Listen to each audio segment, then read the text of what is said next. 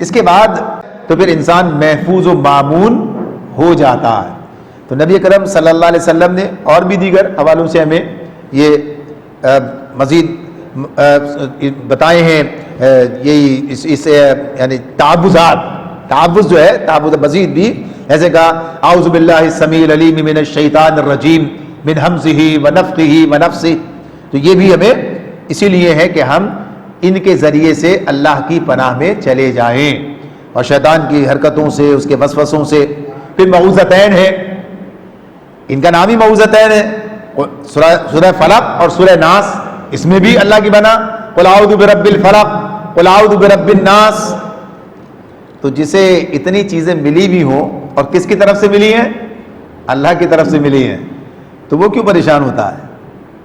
وہ پھر شر سے کیوں پریشان ہوتا ہے؟ فلاں کا شر، اس کا شر، اس کا شر، کوئی جادو سے پریشان ہے، کوئی جنات سے پریشان ہے، کوئی وسوسوں سے پریشان ہے، کوئی حاسدوں سے پریشان ہے۔ سب کا ذکر کر دیا ہے، سورہ فلق پڑھی، اس میں کہا ہے نا کہ جب حاسد حسد کرنے پہ ہوتا ہے اس کے شر سے بھی اللہ تیری پناہ مانگتا ہوں۔ من شر ما خلق، جتنا شر تو نے پیدا کیا ہے سب سے تیری پناہ میں آ جاتا ہوں۔ تو آدمی جب سوچ سمجھ کے کام کرتا ہے تو اس کا نتیجہ نکلتا ہے، پھر اس کی یہ بھی ایک تھراپی ہے کہ آدمی ان چیزوں کو سمجھ کے پڑھے یہ بات کہ میں اللہ کی پناہ حاصل کرنے جا رہا ہوں۔ تو یہ جو اعوذ باللہ من الشیطان الرجیم کا معاملہ جو ہے تو اسی اعتبار سے ہے کہ شیطان ہمیں قرآن سے کوئی غلط رہنمائی نہ لینے دے، یعنی کسی ایسے رخ پر نہ ڈال دے، کسی ایسی چیز میں مبتلا نہ کر دے کہ ہم جہاں سے ہدایت حاصل کرنی تھی وہاں سے گمراہ نہ ہو جائیں۔ اس لیے کہ اگر شیطان بیچ میں آ جائے گا تو پھر وہ ہمیں اس معاملے میں بے راہ کر سکتا ہے، وہ ہمیں ایسی چیزوں میں الجھا سکتا ہے۔ تو اس اعتبار سے یہ چیز ہمارے سامنے۔ اب اس کے بعد دوسری چیز کیا تھی؟ بسم اللہ الرحمن الرحیم کی بات تھی۔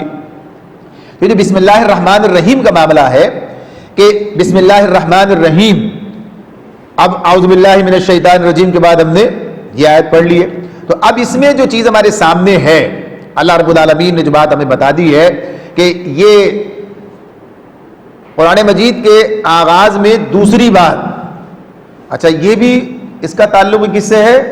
اللہ تعالیٰ کے حکم ہی سے ہے، اس کا تعلق بھی بسم اللہ الرحمن الرحیم کا اللہ تعالیٰ کے حکم سے ہے۔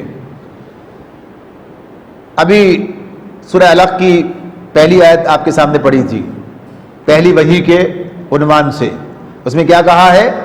اقرأ بسم ربک الذی خلق، پڑھ اپنے رب کے نام سے، اقرأ بسم ربک الذی خلق، اپنے رب کے نام سے پڑھیے۔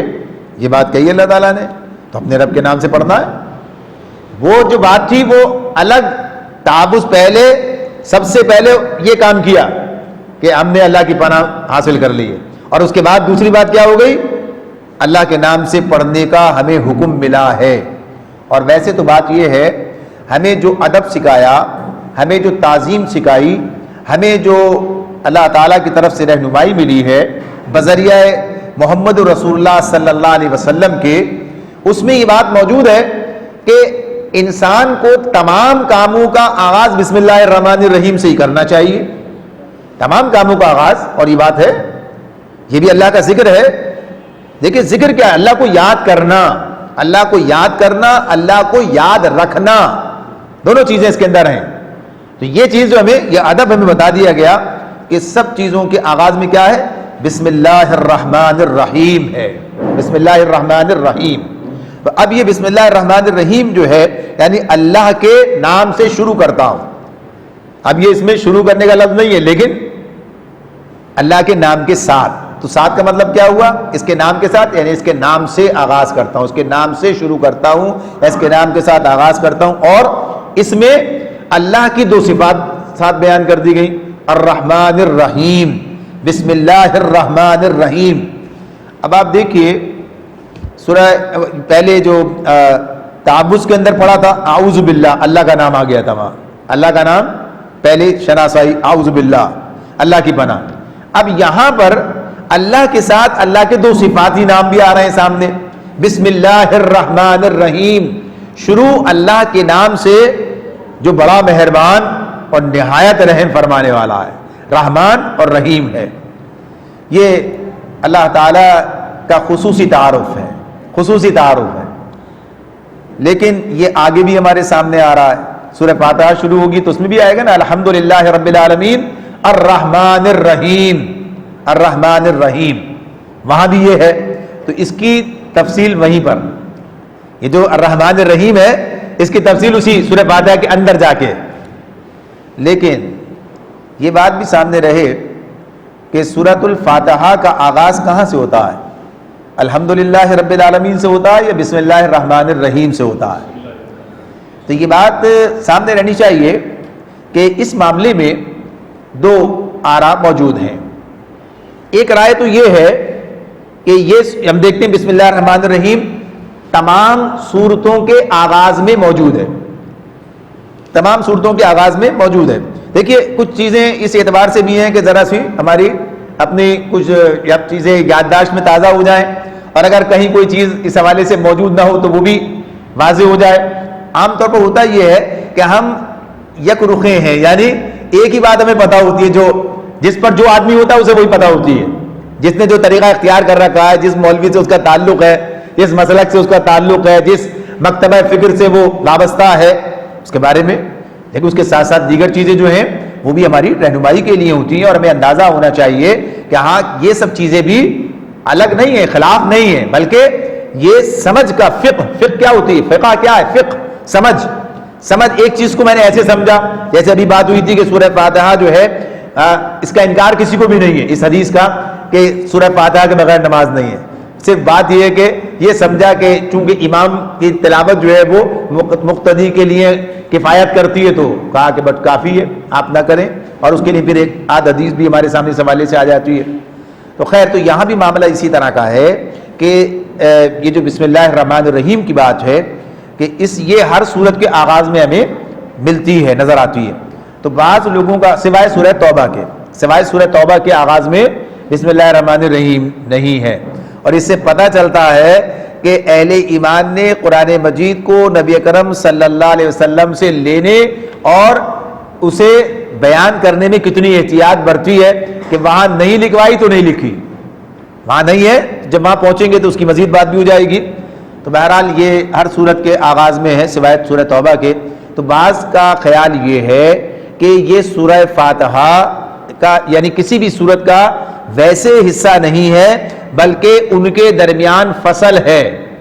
ان کے درمیان جب ایک صورت شروع ہوتی ہے تو بسم اللہ الرحمن الرحیم سے شروع ہوتی ہے، بسم اللہ الرحمن الرحیم سے صورت شروع ہوتی ہے، ایک صورت ختم ہوئی دوسری شروع ہوئی. تو یہ ایک رائے ہے، یہ ایک بات ہے. دیکھیے جہاں نبی اکرم صلی اللہ علیہ وسلم کی واضح حدیث موجود ہو وہاں تو مسئلہ کوئی بھی نہیں ہوتا ہے، لیکن جہاں کچھ ایسی بات موجود ہو کہ جس میں سمجھ کا معاملہ تعلق بیچ میں آ جائے تو لوگوں کی اپنی آراء آتی ہیں. تو اب دوسری بات کیا اس میں آئی کہ نہیں، یہ ہر صورت کا حصہ ہے، ہر صورت کا یہ حصہ ہے بسم اللہ الرحمن الرحیم. تو صرف سورہ فاتحہ کی بات نہیں کہتے. جب یہ جو رائے ہے، اس رائے کا تعلق صرف سورہ فاتحہ سے نہیں ہے، بلکہ ہر صورت کا حصہ اسے قرار دیا جاتا ہے. یہ دوسری رائے جو ہے کہ یہ بسم اللہ الرحمن الرحیم صورت کا حصہ ہے.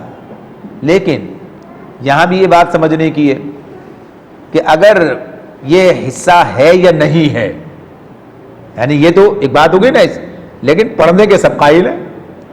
یعنی کوئی بھی ایسا نہیں ہے کہ جو یہ کہے کہ جب آپ سورہ فاتحہ پڑھیں تو بسم اللہ الرحمن الرحیم نہ پڑھیں. سب کہتے ہیں بسم اللہ الرحمن الرحیم پڑھیں.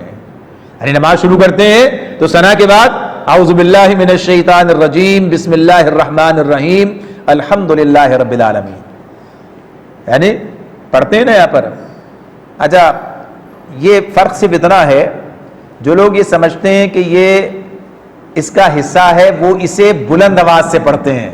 یہ آپ سمجھیں گے، جہاں لوگ اسے سمجھتے ہیں کہ یہ سورہ فاتحہ اس کا حصہ ہے تو پھر وہ بسم اللہ الرحمن الرحیم کو بھی بلند آواز سے پڑھیں گے، اور جو سمجھتے ہیں کہ حصہ نہیں ہے وہ اسے آہستہ پڑھیں گے اور الحمدللہ رب العالمین سے شروع کریں گے. یہ فرق ہے. لیکن دوسری رکعت کے آغاز میں بھی بسم اللہ الرحمن الرحیم پڑھیں گے، سورہ فاتحہ شروع کرنے سے پہلے. یہ طریقہ موجود ہے. تو اس سے یہ بات پتہ چل جاتی ہے کہ یہ صورت بھی گویا کہہ کے پڑھی جائے یا نہ کہہ کے پڑھی جائے، لیکن بسم اللہ الرحمن الرحیم پڑھی جا رہی ہوتی ہے. اس کے بعد آغاز ہوتا ہے. الحمدللہ رب العالمین، الحمدللہ رب العالمین۔ اب اس میں یہ ایک آیت ہے، آیت یہ ایک ہے، لیکن اس کے اندر ویسے 3 حرف ہمارے سامنے حمد ہے، یعنی اللہ کا تو نام ہے ہی الحمدللہ، حمد کی بات ہو گئی، رب کی بات ہے، عالمین کی بات ہے، اور خود اللہ کا ذاتی نام ہے، اللہ کی بات ہے۔ اس میں جو چیزیں ہمارے سامنے رہنی چاہیے مضمون کے اعتبار سے، جو ہماری ضرورت ہے، اس میں پہلی چیز حمد ہے کہ حمد کیا ہے؟ الحمدللہ، تمام حمد اللہ کے لیے ہے۔ حمد کا مطلب تعریف بھی ہے اور حمد کا مطلب شکر بھی ہے۔ مدح کا لفظ استعمال کرتے ہیں نا، مدحت اس کی کیوں نہ کریں ہم، یہ سنتے ہیں نا اب یہ، تو یہ مدح جو ہے یہ تعریف ہے۔ تو اب اس معاملے میں یہ چیز کہ مدح کا جو یہ حمد جو ہے یہ تعریف بھی ہے اور حمد شکر بھی ہے۔ جیسے آپ کوئی پوچھے جناب کیا حال ہے، آپ کہتے ہیں الحمدللہ، یعنی الحمدللہ کا مطلب اب یہاں کیا ہوتا ہے؟ اللہ کا شکر ہے، اللہ کا شکر ہے۔ تو یہ حمد اور جو لفظ ہے یہ تعریف کے لیے بھی ہے اور یہ شکر کے لیے بھی ہے۔ اب اس کی لغوی اس کی کو چھوڑ دیتے ہیں، اس کی تفصیل زیادہ ہے کہ ہر بدعہ جو ہے وہ حمد نہیں ہے، اور اس میں فرق، اور ہر حمد جو ہے شکر نہیں ہے، لیکن شکر جو ہے اس کے اندر حمد موجود ہوتی ہے شکر کے۔ تو اس کا تھوڑا سا فرق جو ہے اس کو سمجھتے ہیں، بس آج کی بات اس پر ہی مکمل کریں گے۔ تو یہ جو حمد کا معاملہ ہے، حمد کا مطلب پہلے تو لیتے ہیں تعریف ہی کی بات ہے۔ تعریف کا جو معاملہ ہے کہ تعریف کس چیز کی جاتی ہے؟ کسی خوبی کی جاتی ہے، کسی کمال کی جاتی ہے، کوئی کمال ہے، کوئی خوبی ہے، اس کی تعریف ہوتی ہے۔ تو یہاں تو جتنی خوبیاں ہیں اور جتنے کمالات ہیں ان کا سر رشتہ کہاں جا کے جڑتا ہے؟ اللہ تعالیٰ سے جڑتا ہے۔ یعنی خالق کون ہے؟ اللہ، خالق اکیلا اللہ ہے، ہر چیز کا، ہر شے کا خالق اللہ ہے، باقی سب کیا ہے؟ مخلوق ہے، باقی مخلوق ہے۔ مخلوق بھی جو کام کرتی ہے، جو مخلوق چاہے انسان کام کرتا ہے تو کن صلاحیتوں کی بنیاد پر کرتا ہے؟ جو صلاحیتیں اللہ نے دی ہیں ان صلاحیتوں کی بنیاد پر کرتا ہے۔ وہ صلاحیتیں، وہ عقل، وہ سمجھ بوجھ، وہ شعور، وہ ہاتھ پیر، ساری چیزیں جو اس کے پاس، حواس، یہ سب چیزیں جو اس کو اللہ تعالیٰ نے دی ہیں، ان کی بنیاد پہ کرتا ہے، اور ان وسائل کو بروئے کار لا کے کرتا ہے جو اللہ تعالیٰ نے پیدا کر رکھے ہیں۔ جو اللہ تعالیٰ نے پیدا کر رکھی، کوئی انسان کوئی چیز پیدا کر کے نہیں لاتا اور اس سے کوئی کام کرے، بلکہ اللہ کی پیدا کی ہوئی چیزوں کو اللہ کے دیے ہوئے عقل، سمجھ بوجھ، شعور، حواس، ان کے ذریعے سے اپنے لیے مفید بناتا ہے۔ یعنی یہ انسان کا معاملہ ہے۔ اب ظاہر سی بات ہے تو پھر کیا بات ہوتی ہے؟ پھر اس کے اندر یہ معاملہ سامنے آ جاتا ہے کہ جو کمال ہے، جو خوبی ہے، آپ ایک خوبی دیکھتے ہیں تو کیا کہتے ہیں؟ سبحان اللہ، یہی کہتے ہیں نا؟ ایسے ہی کہنا چاہیے، ماشاء اللہ، یہی کہتے ہیں۔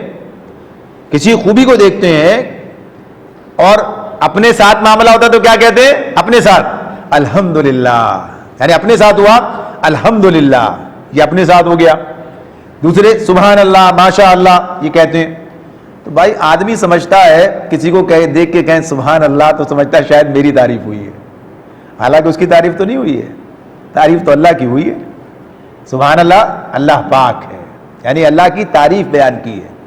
اللہ ہر عیب سے پاک ہے، شرک سے پاک ہے، لمیٹیشن سے پاک ہے، اس کے کمالات خامی سے پاک ہیں۔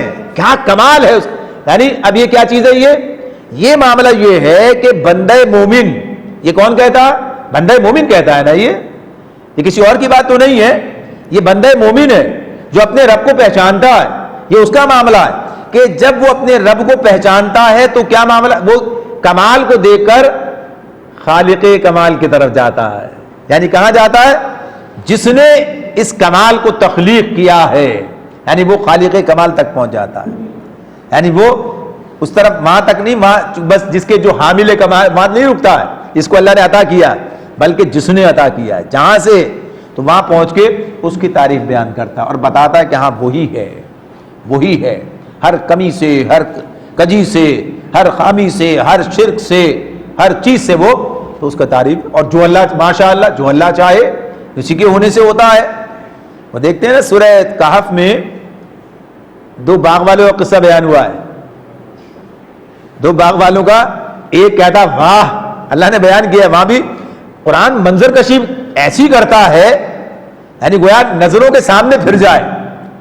یہ منظر کشی جو ہے جو اللہ تعالیٰ نے وہاں بھی کی ہے، اس کے باغ کیسا ہے تو وہیں اسے دیکھیں، کیا منظر کشی، اس کے بعد وہ اس کا اکڑنا بھی دیکھیں اس اللہ تعالیٰ کی نعمت پر، اور اپنے پڑوسی کے ساتھ فخر جتانا، اور ذرا اپنے آپ کو کوئی بڑی چیز سمجھنا، بیان کرنا، تو وہ کہتا ہے، وہ اسے پھر وہاں سرزنش کرتا ہے، کیا تو کفر کرتا ہے، یعنی کس انداز سے بات ہے وہ ساری، اور وہاں وہ یہ جملہ آتا ہے، تو نے کیوں نہ کہا ماشاء اللہ لا قوت الا باللہ، نہیں وہاں بات آتی ہے نا بھائی، یہ لفظ اس کو دیکھ کر اللہ ہی نے، اللہ جو چاہے، یعنی یہ نعمت عطا کی ہے، اس کو اتنا زبردست بنا دیا ہے، اور پھر نتیجہ کیا نکلا، پھر جب وہ نعمت واپس لے لی، جب وہ بالکل ختم ہو کے رہ گیا، تو پتہ چلا ہاں تو تھا تو ادھر سے ہی، ظاہر جس نے دیا اس نے لیا۔ تو یہ کیا چیز ہے، یہ خالق کمال۔ تو یہ جو حمد ہے، تو بنیادی طور پر یہ ساری حمد کہاں ہے، ساری حمد اللہ کی طرف ہے۔